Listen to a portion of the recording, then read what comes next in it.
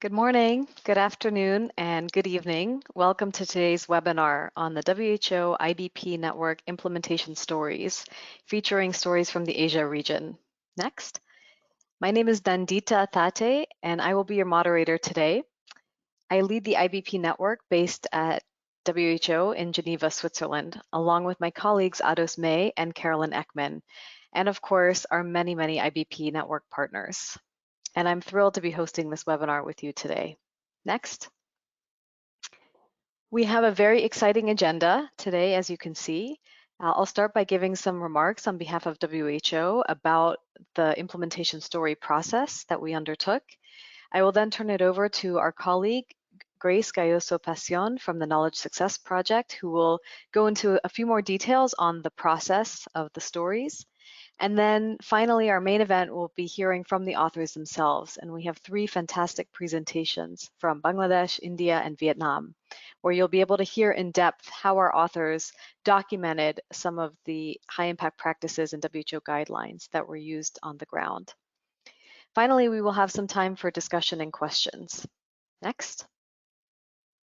Before we begin, a few housekeeping rules. One, the webinar will be recorded, so you will receive a copy of the webinar and it will be posted on the WHO HRP Media channel on YouTube. 2, please do submit your questions at any time. You can use the question box to the right of your screen. In addition, you'll see a tab that says handouts, where you can download some of the documents that we'll be sharing today, including the 3 feature stories. Also, we encourage you to visit our website at www.ibpnetwork.org, where you can read all of the 15 implementation stories. Next. Great, so I will just start with some overarching reflections on behalf of WHO. Next, please. This was a long time process undertaken last year that finally culminated this year with 15 implementation stories from a number of different regions, Africa, Asia, Latin America. Today we'll be focusing on Asia. But just I'd like to share some key themes and lessons that we learned throughout this process. We learned that the majority of the stories tended to focus on service delivery interventions, though we did have some stories that highlighted community engagement, supportive policies, domestic financing, etc.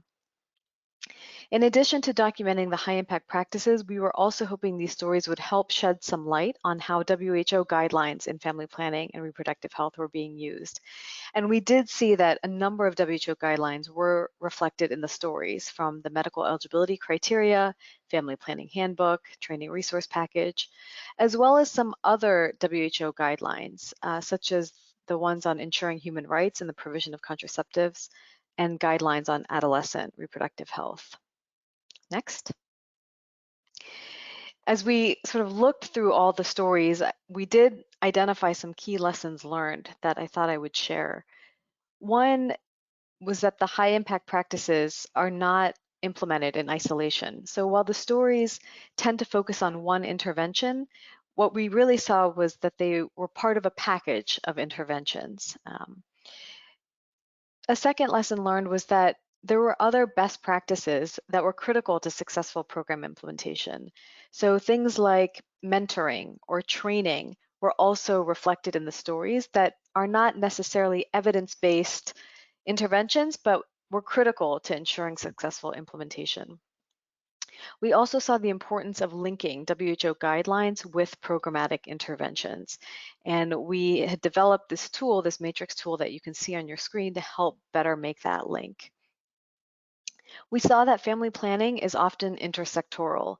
And we noticed this throughout the stories, that while service delivery and family planning outcomes were a primary outcome in many of the stories, there were also other sectors that were impacted, whether it was workforce, environment, gender. Family planning really is an intersectoral intervention. And finally, we learned that funding and technical support to document implementation stories is really critical and really can help provide some of that capacity exchange in documenting field experiences. Next. Just a word on the capacity strengthening piece. We all know that documentation is challenging, and so I think providing resources and technical assistance to support is really critical. We loved this process because storytelling is as old as time. It's not new, but it's the first time that we, specifically at WHO and family planning, had really used it to document some evidence on the ground. And I think we'll see from the stories that we hear today, it was quite an effective tool. It was important that the stories provide some structure, but not be too prescriptive. So we really wanted to highlight the author's voices and voices from the field. So while they all follow a certain structure, they're really individually quite different. We also wanted to make sure that the narrative and the photos were authentic. And I think our authors did a fantastic job of doing that. And finally, we've learned through this process how important it is to build a community. And so we now have among our authors quite an active community of practice, and we're able to sort of share lessons learned across the regions and across the stories. Next. I'll just close with a quote that I think is timely for this event and for this activity. Tell me the facts and I'll learn. Tell me the truth and I will believe. But tell me a story and it will live in my heart forever. And I think really hearing these stories from our authors today and throughout the series, we can really see the impact that storytelling can have on illustrating evidence at a country level. Next. Just a thank you to all of the authors. This is a list of all the stories. Today we'll be hearing from 3. But again, thank you to all the authors for all your hard work. Next. Great. I would now like to introduce our colleague, Grace Gayoso Pasion. She is the Asia Regional Knowledge Management Advisor to the Knowledge Success Project, and she's based in the Manila, Philippines. So Gayo, I will turn it over to you for some remarks. Thanks. All right. Good day, everyone. So today I'll be talking about the process, story creation, and dissemination of the IBP implementation stories. And the Knowledge Success Project is really happy to partner with the IBP Network in this activity of collecting stories and documenting these lessons learned and real life experiences from implementers, from partners who implemented high impact practices and the WHO guidelines. Next, please. All right, so I'll give you an idea about how the stories were selected. So in mid of January of 2020, we solicited story submissions. We put out a call in English, Spanish, and French, and we received a total of 110 submissions. What happened was, so there was a panel of the selection committee is composed of a panel of IBP steering committee members from various organizations, and also it includes also the core IBP Secretariat and a couple of us from the Knowledge Success Project. So what happened is each submission was reviewed by 2 members of the subcommittee. And to avoid conflict of interest, we made sure that our folks are not reviewing submissions that came from their own organizations. We also removed identifying personal details from the submissions. And what happened is each one of us reviewed the submission based on a scoring sheet. And then after that, we met together, discussed, and then finally selected. The final selection was made by April of 2020. And then by May 2020, we notified the winners. And then we made sure that they are available and willing to participate. So they receive a stipend from WHO to develop these stories. So it was not easy to narrow this down because initially we only wanted to have 3 to 5 stories to be published, but there were so many great submissions that we decided to increase it to 15. And we ended up with stories 12 in English, 2 in Spanish, and 1 in French. So we announced the winners to the larger family planning community by June of 2020. Next, please. Right. So what were we looking for? What were the criteria? So we are interested in programs that has diverse partners, partners from the government, from international organization, grassroots organization, and also from various donors. We are also looking for programs that can clearly describe their problem, the interventions they used, and also the challenges that they faced. We are also looking for those programs that has evidence of their impact. And another is, since these stories, the goal of these stories is to share real life experiences, we are looking for authors that can articulate clearly the lessons learned and also have unique experiences of using the HIPS or high impact practices and the WHO guidelines. Next, please. And then we ended up, the selected stories represent a range of experiences, geographies, partners, and also of high impact practices and WHO guidelines. Next, please. All right. So I would like to acknowledge all the authors and the organizations who were selected. I will not go into details because you will be meeting them later. So these are the stories that came from, the final ones were from Vietnam, India, and Bangladesh. So they are really the heart of this activity. There were fantastic. It was a fantastic collection, a diverse group of 15 unique experiences, and finally, these were the ones selected from the Asia region. Next, please.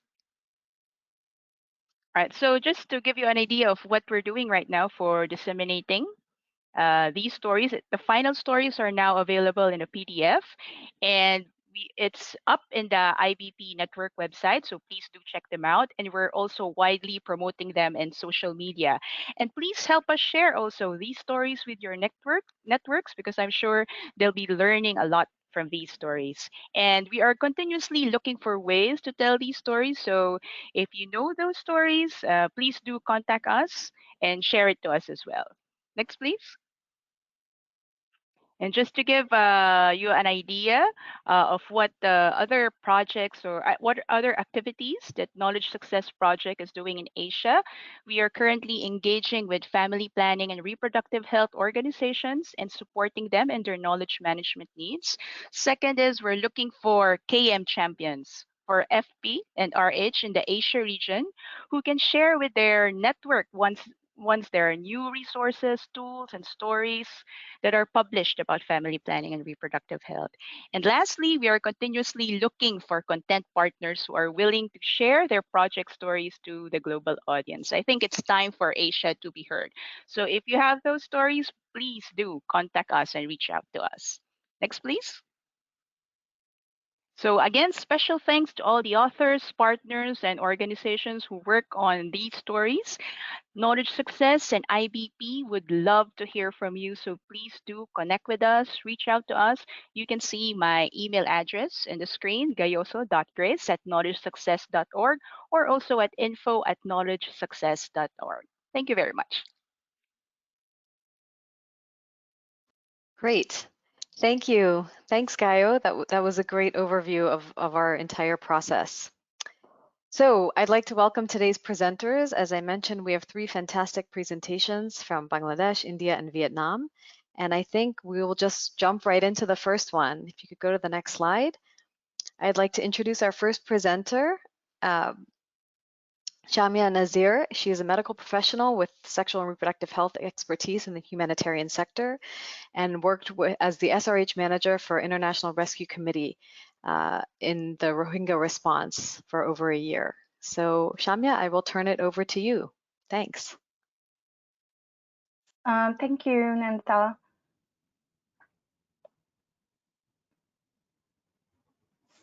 Okay, so hello everyone.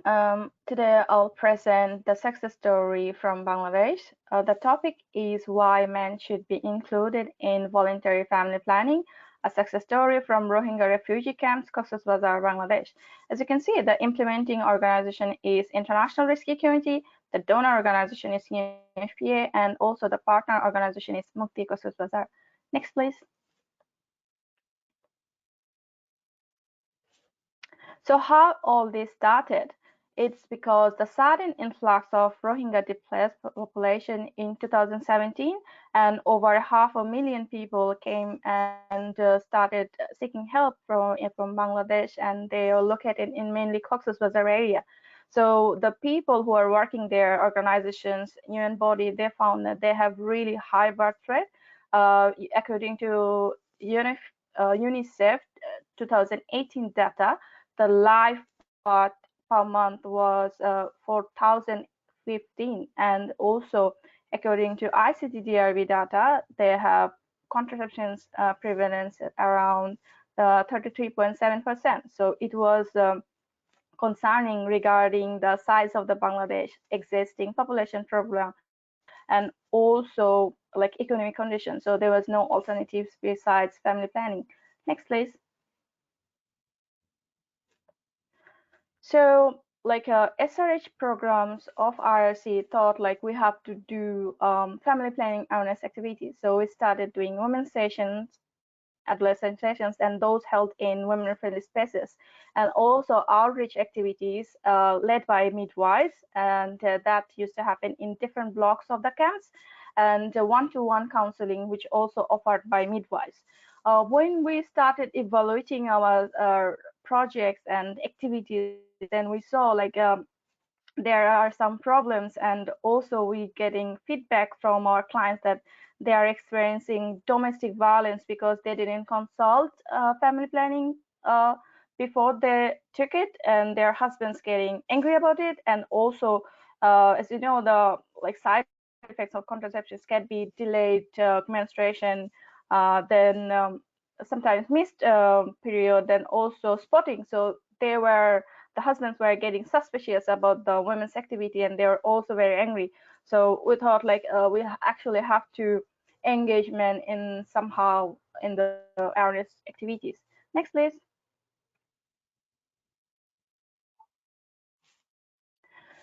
So as I told you already, how and why we started male engagement activity, and male engagement sessions, as you know, is a high promising, a high impact family planning practice under WHO guideline, and it's also a form of community engagement.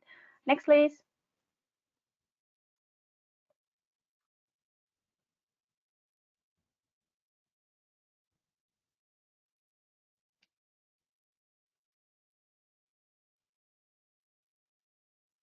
Okay, so now let me tell you the overall procedure. So first we target a safe place, and that is a campaign charge office. Why? Because they usually arrange a weekly meeting for the community leaders known as Maji, and also religious leaders, community representatives every week. So we thought like we will use that time. When they will finish, we will start. So we will get more participants, and they don't have to come many times, so it will be convenient for them as well. And initially actually like once SRH program tried to engage men in the open camp, and it failed badly. So we thought like we have to do male engagement session, but in a safer way, and also like we have to use some like elements so that they will be more motivated to come. And we also uh, thought it has to be a longer procedure, not just a month procedure. So that's why the duration was from February to December 2019. In fact, it's still ongoing. And the session type was a group session, and usually 40 participants took part in the session. And our target population was also like, as you know, like community leaders, religious leaders, those people.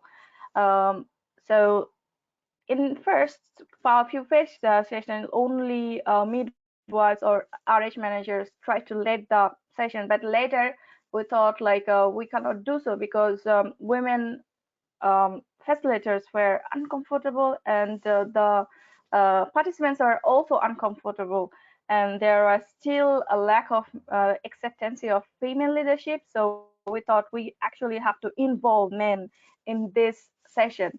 So we talked to our referral hub team, and then we involve their staff in these sessions. Next, please. So seeing the impact, you can see the visible impact of family planning uptake. In 2018 December, the new user was only 381, and it jumped into almost sixfold in January 2022, which was 2,292. And also we have some indirect benefits, for example, reducing stigma and also acceptance of midwives. Previously, when midwives used to go for outreach program, they used to get stopped by men. They used to ask what they're doing there, why they are talking to their women, their intention, agenda, lots of suspicion. But when we started conducting male engagement session, then everybody know what midwives do, and they started getting respect from the community. Next, please. So what we learned community focused approach is useful. Why are you saying that? Before we launch these activities, we talked to our clients and they said it will be useful for them if men get have same knowledge as they are getting, and also men's approval is a mandate. Like they cannot override the husband's decision. So it's good to have your client's opinion when you design and implement intervention. And we also emphasize the importance of safe place for the staff safety. And it is obvious that we cannot change anything over a short time. So this type of intervention, when is related to community engagement and behavioral change, it will take time, and it has to be a continual process. And when we design, regardless of country, we actually have to think what cultures, social norms existing. It can even vary in a country, region to region. So we have to put that consideration and don't try to break their norms and like societal harmony. Next, please. So the recommendation is also like it is same, like you have to understand the community need first and then design and implement intervention. We have to recruit male staff in family planning and SRH programs. They can be a bridging gap. And also we said like a awareness session could be held in religious institute for Rohingya community, as most of the people are Muslim. So we thought like a mosque could be a very good option, especially during Jummah prayer in Friday. So most of the men, adult men, even children, they go and pray. So after prayer, if we can convince the imam, then they could have a very good impact.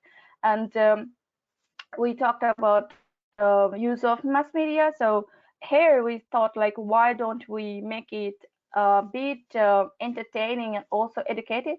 So when they will see the family planning by poster music and especially drama, then they can they will learn without knowing it. So it would be a very good opportunity. And we will strongly recommend to leadership training from the service providers. It will improve their confidence and also the skills to deliver. So, and the last is more very important. So it's that like you have to coordinate between the home country and country they're residing at present.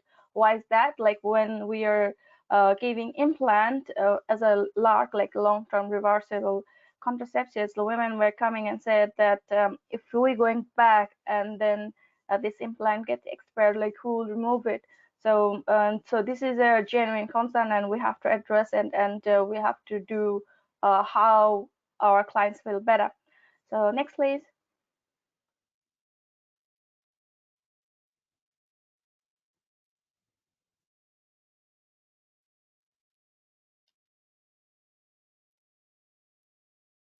So here it goes. My session is on ending, and I would like to thank you all who took participating, and also acknowledgement towards IRC country director, that is Manish Kumar Agarwal, and senior SRH manager, that is Nakrsrin Akhtar Rumi, and also a person who motivated me to document this, that is Shuli Akhtar. She is a referral hub manager. And if you want to know further, please email me or senior SRH manager. And in fact, I'd love to talk about any behavioral change intervention. Thank you all. Bye-bye. Wonderful. Thank you so much, Shamiya. That was fascinating. A really interesting intervention and some really great results as well. Just a reminder that you can submit your questions in using the question box, and we should have time for some discussion at the end. I'd like to now introduce our next presenter, Deepti Mathur. She is a longtime public health professional with experience in family planning, blindness, HIV/AIDS, education, lots of topics, and is currently the knowledge management lead for PSI India. So Deepti, I will turn it over to you for the next presentation. Thanks. Thank you so much, Nandita, and greetings everyone. It's a pleasure to present India's high impact practice to you all. Well, urban poor, especially slum residents, face a multitude of barriers to family planning.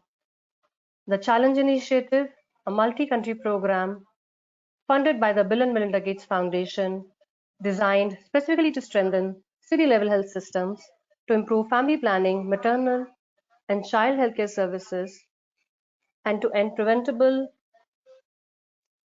maternal and child deaths among urban poor. Implemented by PSI India, the program works in urban slums of 31 cities across the states of Uttar Pradesh, Madhya Pradesh, and Odisha. With great pride, we bring to you the fixed-day approach for family planning, implemented by the program, selected as a high-impact approach by IBP WHO.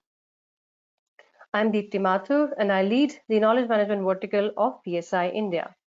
Next slide, please.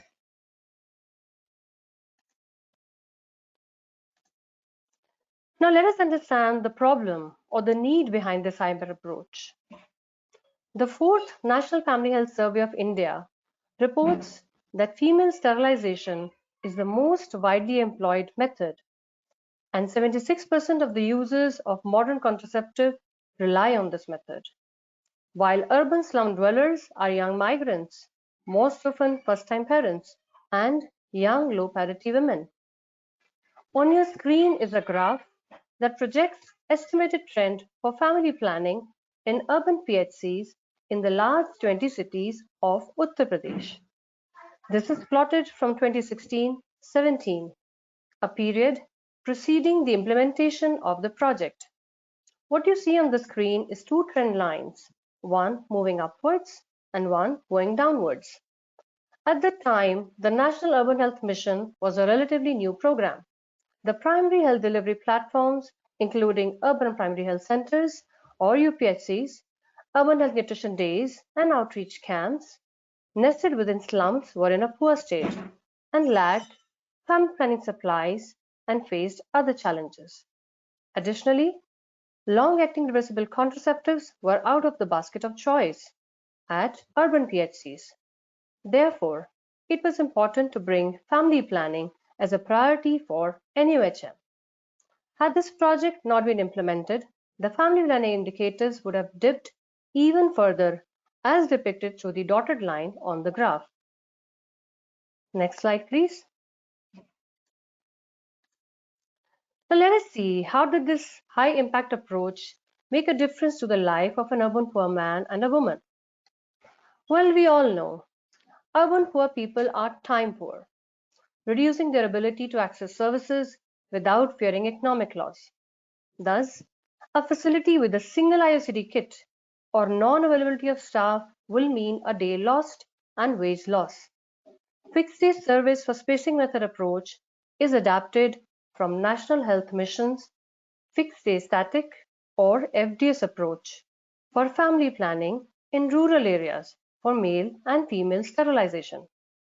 We built on this model to bring broader choices of family planning, including LARCs closer to the urban poor population, meaning bringing them at UPHCs and bringing LARCs into the basket of choice at UPHCs, which was never done before. FDS made it economical for the urban poor to access services, gave social benefits to women as they could go to UPHCs all by themselves, and health benefits as it meant assured quality family planning services with expanded choices. Next slide, please. So how did we transcend actually? How did we do it? We employed coaching mentoring at all levels of the pyramid, right from city governance staff to frontline workers. We sought buy-in from the chief medical officers and selected a few ready-to-start UPHCs to demonstrate their ability to provide high-quality family planning choices for clients once a week on a fixed day. Through city governance staff, we pooled trained human resources, supplies, equipments for that particular day. We coached medical officer in charges on facility preparation.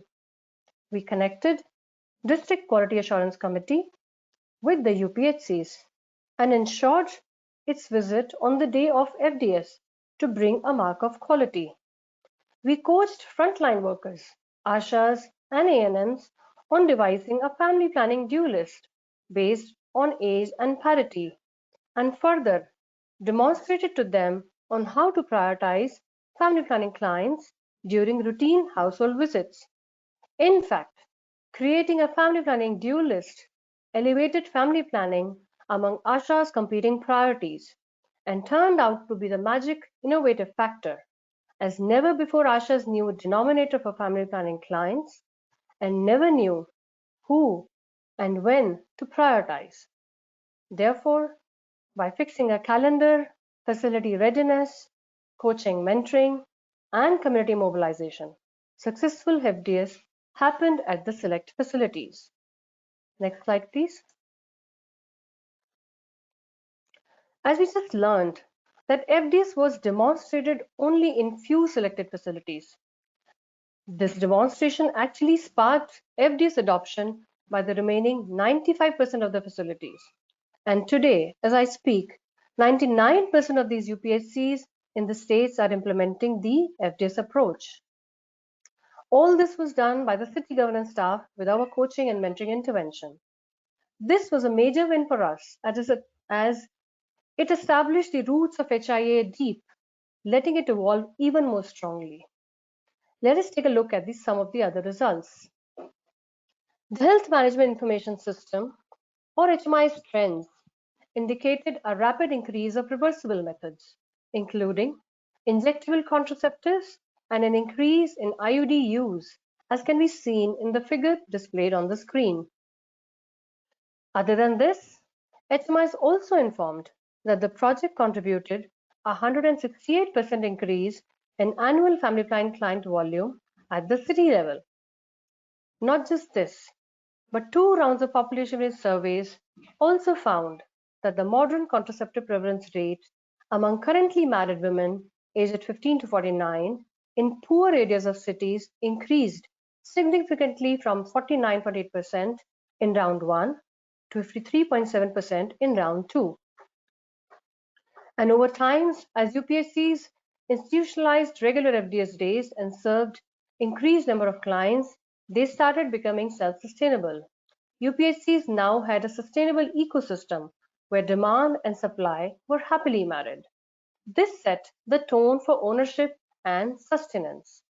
Next slide, please.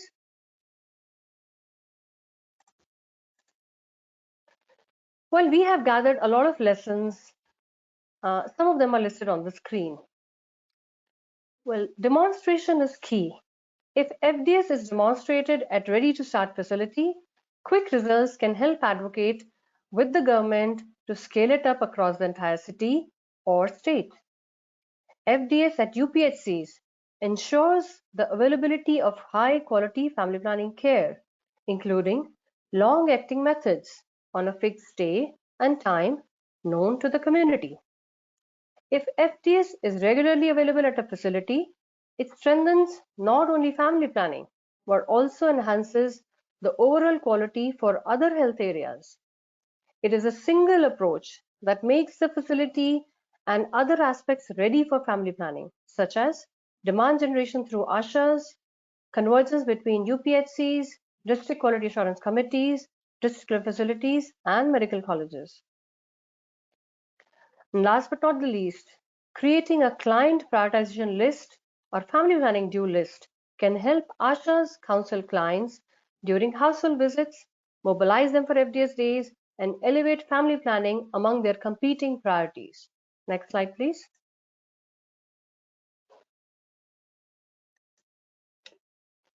Well, before I conclude, I would like to thank our donors, BMGF, USAID, Gates Institute, for their continued faith in our abilities, and to all my teammates in the 3 states who actually made it happen. But most of all, our heartfelt gratitude to the National Urban Health Mission, Uttar Pradesh, Madhya Pradesh, and Odisha, and to the Government of India for making this high-impact approach, fixed-day service at UPHCs a reality. Thank you for your patient listening. Thank you, Deepti. That was a very interesting presentation and certainly makes a strong case for the fixed day service approach. Congratulations to you and your team. Again, please do submit your questions. I think we'll have some time for discussion. I'd like to now introduce our last presenter, Giang Phan, is with Mary Stopes Reproductive Choices based in Vietnam. She has many years of experience developing sexual and reproductive health care programs, working in communications, advocacy, and research. Giang, I will turn it over to you to present your story from Vietnam. Thank you. Thank you, Nandita. Hello everyone. My name is Giang from Mary Stopes, Vietnam, and today I'm going to present. Next, please.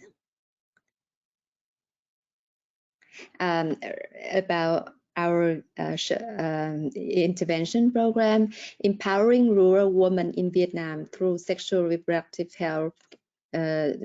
Reproductive health care, a model where access meets entrepreneurships. Next, please. So to start with, I'll give you a quick information about our country context. The national poverty rate is 9.8%, but the poverty rate between the ethnic minority is quite high. And the maternal mortality rate and contraception, the need of using contraception is significantly higher for ethnic minority community in comparison to the national average. In our program, we make intervention in 2 provinces, Lào Cai and Sơn La, which are the northern mountainous province of Vietnam. In this province, they having the poverty is high. Most of people living in the rural and remote area, and the using of contraception reproductive health is quite low. Next, please. And then to start, next please. To start with the project, we conduct a baseline survey, and from the baseline survey, we find out that that the women in this province are willing to pay for our pocket for reproductive health and family planning services, previously, in Vietnam, we provide the government system providing free family planning services under donor funding. But since donor cut down the funding, the health system is struggling to meet the demand of sexual reproductive health and family planning to transition from free for service to pay for services. And in the province that we are working on, the ethnic minority group is account for most of the population, and these ethnic minority tend to avoid people from outside their community. So they speak their language. So language is a barrier to approach to the ethnic minority. That's make us has to consider about recruiting service provider who can speak their ethnic minority language. It takes time for service provider to build trust to the community. from those point of view, from the country context, the baseline, and we come up with innovation, Married Stop Lady model, we call MS Lady, to overcome these challenges, and also providing an entrepreneur opportunity for the female healthcare workers. Next, please.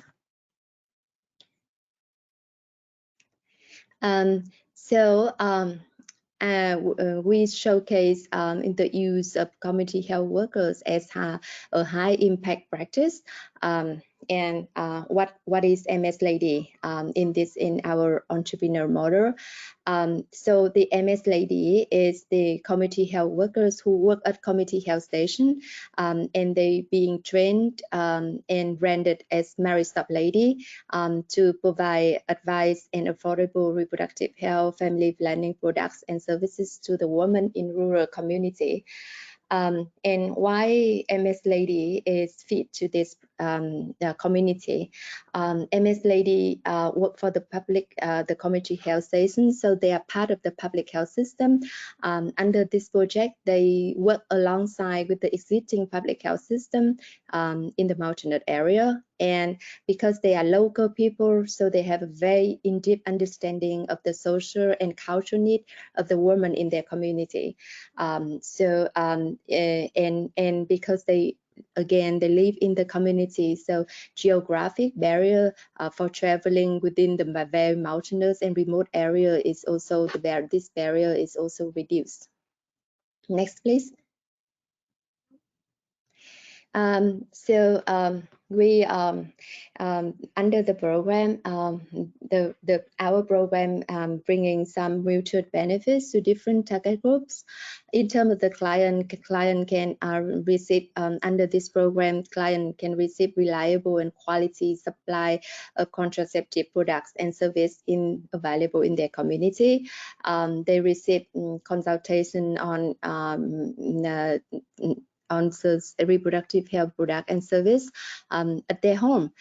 So it's very it's convenient for them, and at the same time the female and male clients can make an informed choice together. And during the consultation, if the Married Stop Lady see that if there is a client need or using clinical reproductive health services, they will refer the client to community health station, and they improve and with this network it's improved the client access to reproductive health and family planning services.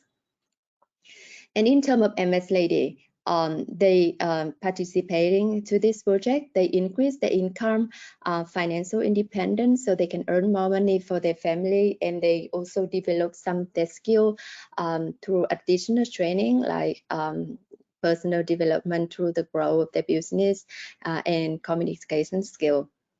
And to the health system, because the midwife working at community health station has been trained, so it improved the clinical quality and client care of the community health station. And the model, the Married Stop Lady model, have potential to integrate it and adopt it into the public health system in the future. Next, please. So how do we implement this program in Vietnam? First of all, we target the women at reproductive age that would be the ethnic minorities, women living in rural areas, and people with disability. We work closely with the Department of Health, the Provincial Department of Health, to come up with some criteria for recruiting MS ladies. Some of the main criteria is MS lady, the service provider has to be qualified service provider. They could be a midwife, nurses working at the community health station. They has to be highly trusted by the communities, and they are very responsible, enthusiastic, and willing to participate into the program. And these provider being paid by the government for their work at the CHS, and by participating in this project, they will earn additional income from the selling products to the clients. Next, please. During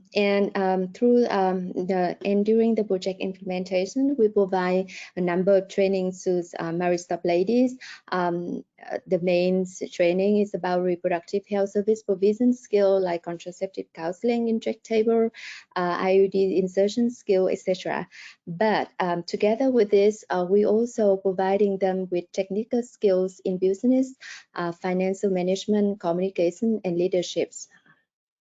And those trainings are adapted from the Vietnam National Health Guideline and also the WHO guideline for these trainings. What product and service they provide? They provide non-clinical products like short-acting contraceptive, emergency contraceptive, female health products at the client's home. But clinical services like IUD insertions, gynecological examination has to be provided as the CHS according to the Vietnam government regulations. Next, please.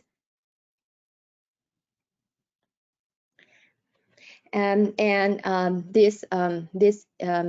model, the program that we build up with the entrepreneur models, where MS Lady is main at the center, provide reproductive health and family planning services in their community. They will charge affordable fees to the clients. And this MS Lady also promotes for healthy sexual reproductive health, family planning behaviors, and to increase the client access.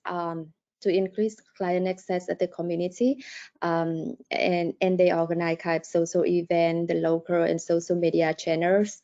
The quality of service provision also ensure through monitoring, supervision from a marriage stop medical development team.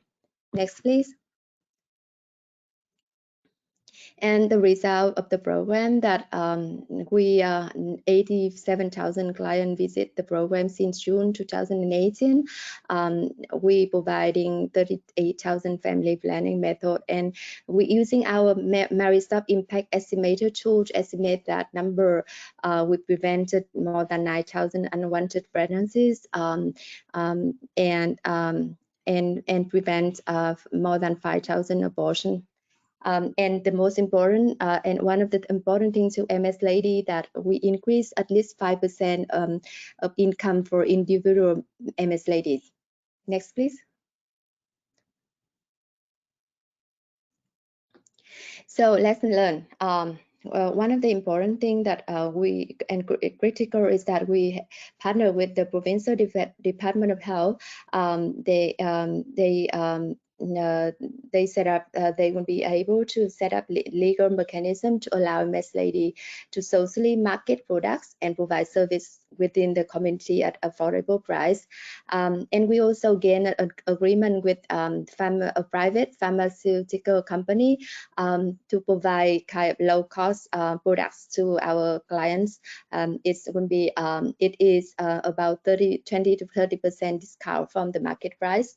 And the local woman very happy with the marriage stop lady because more than the service that happy with the marriage stop lady services than the pharmacies, because marriage stop lady not just only sell the product family planning methods, they also providing consultation as well as the management of side effects. Next, please. And we have a number of recommendations that are important to bring the success to this project, that we need to work closely with the community to identify their need, understand the client need, understand the need of the training for service provider. We develop product and information and instruction in the local language of the ethnic minority, and consider the distant travel. So we recruit the local people, the local marriage stop service provider to be able to reduce this barrier. We create the opportunity for marriage stop lady to share experience and idea with exchange between provinces, and we providing refresher training and update the training regularly. And it's also from our baseline, it's also important that with some of the community health stations, we need to provide them with equipment and medication to provide sexual reproductive health and family planning services. And it's the last, it's important that carefully consider the criteria for selecting potential marriage stop lady or community health workers. Next, please. Yeah, so the picture that you've seen is that our marriage stop ladies is also an ethnic minority providing services to other ethnic minority in her community at the client homes. So that's all my presentation. I think it's a bit go over the time, but you're welcome to make any question and please send to my email. Thank you. Wonderful. Thank you so much, Giang. That was indeed an excellent presentation with, again, some really impressive results. So I think we do have some time for questions, but we're going to do a quick poll just to make sure our audience is still engaged. And we'd love to see what you can draw from these implementation stories and how you might apply some of the lessons you've learned to your work. So just take a minute and select all that apply. What have you learned and what can you take from these implementation stories to your own work? So we'll give folks a few seconds to respond. And again, just a reminder to please submit your questions using the question box. We do have a few questions for our authors, so we should have an interesting discussion coming up.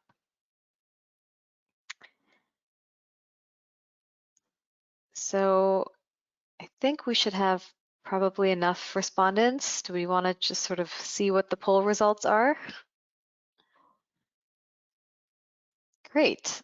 Okay, so thank you all. So it looks like there are a number of ways that folks might use some of the information we learned today, from how to successfully implement some of the guidelines, overcoming challenges. I'm happy to see that this has been an inspiration to use more storytelling in your own documentation, as well as good reference materials. So thank you all for taking a few minutes to answer the poll.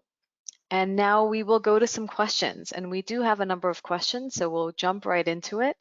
I'll start with Shamiya. Again, congratulations on the excellent presentation.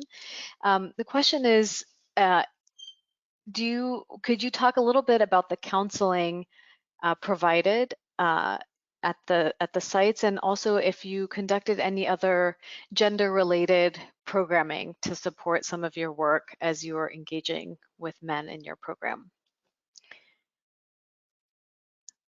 Okay, so what we did, we didn't give extensive information. So the technique was, as they are already very much not willing to take family planning. For example, some of them think like having more kids as a way to regain their population, which they lost during the Civil War.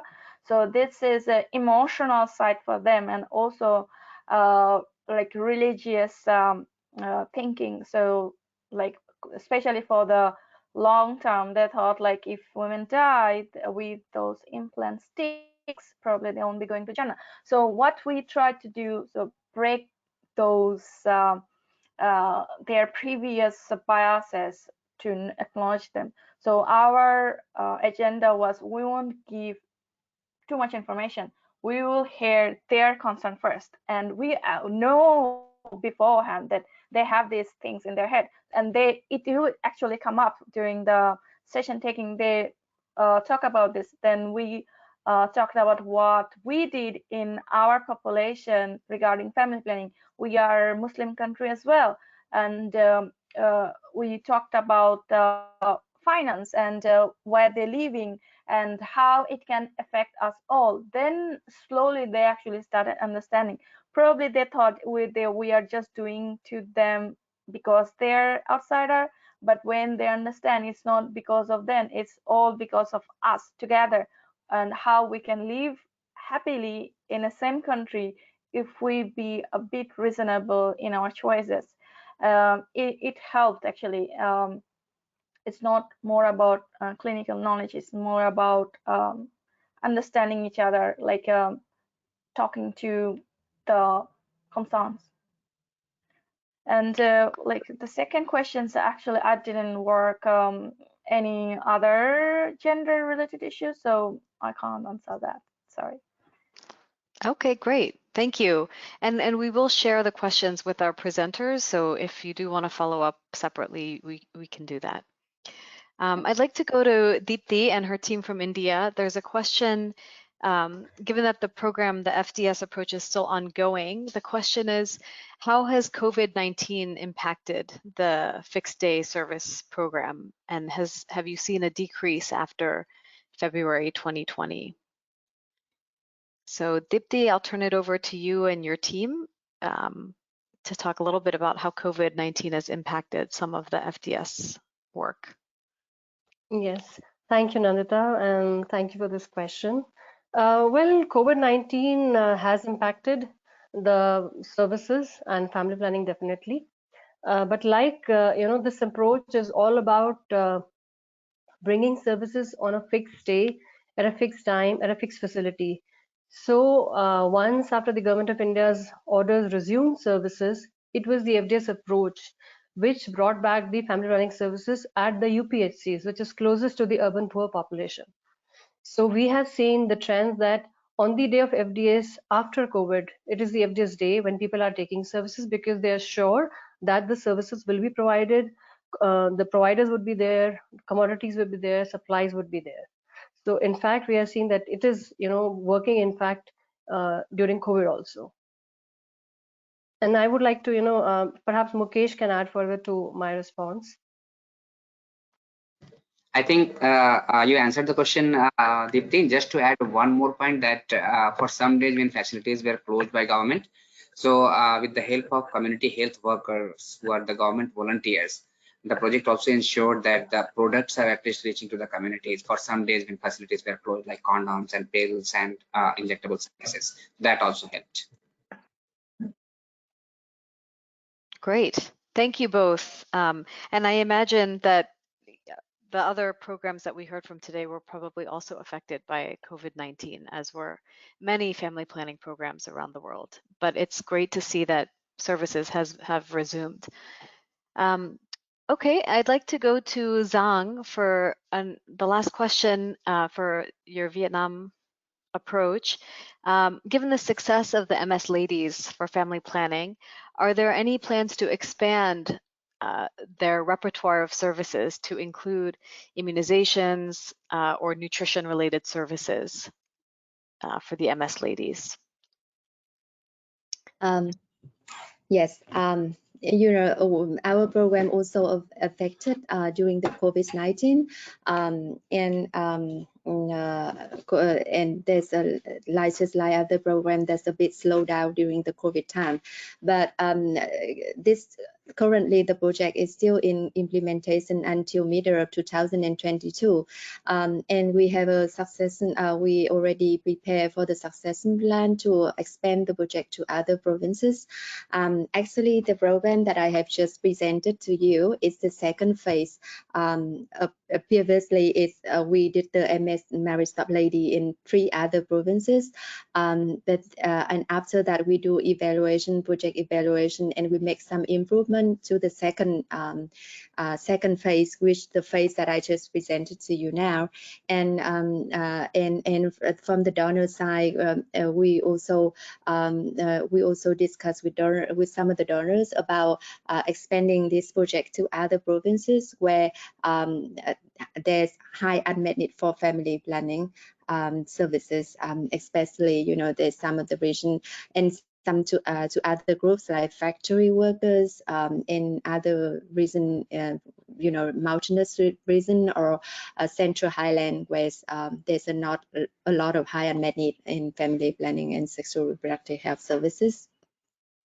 So we're still in discussion, and recently we have a kind of midterm review evaluation of the project. We come up with some lesson learned from the projects that lesson learned and what need to improve for the next periods in order to attract more, client, increase client access to services and improve service quality. And also we take into consideration about COVID-19 that we will put more into the program, the training for infection prevention to help to protect the frontline service provider, that means the MS ladies. Great. Thank you. And we are just about at time. So I want to thank all of our presenters for your excellent work. And I'm going to turn it over to Gayo for some last minute remarks, and then we will close. Gayo, over to you. All right. So I just want to say that each one of us has a story. Every program also has a story to tell. And these authors and organizations took that first step in making their voices heard and in making the communities they're helping heard. And that is true storytelling.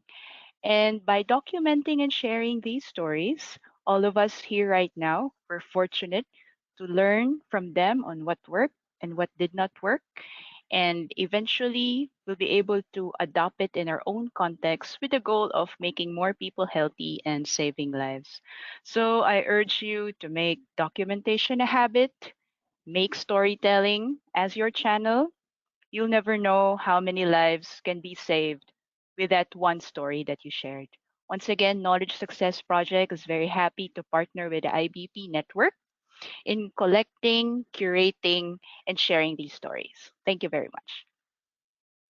Thank you, Gayo. What a lovely way to end. And I'll just close by again thanking all of our participants who joined us today for the webinar. I'd also like to thank our supporters, USAID, WHO, and UNFPA for support in undertaking this activity, and most importantly, all of our authors. I know it's a challenge documenting, but you all did a fantastic job, no doubt with the support from all of your teams on the ground. And so again, we thank you very much for your effort, and we've really learned and been inspired by your work today. So with that, we will close. Just a reminder that you can find the recordings of the webinar on the IBP site, as well as some other resources through WHO and the high impact practices listed there. Thank you all again for your time today, and we hope to see you on the next webinar. Take care. Bye-bye.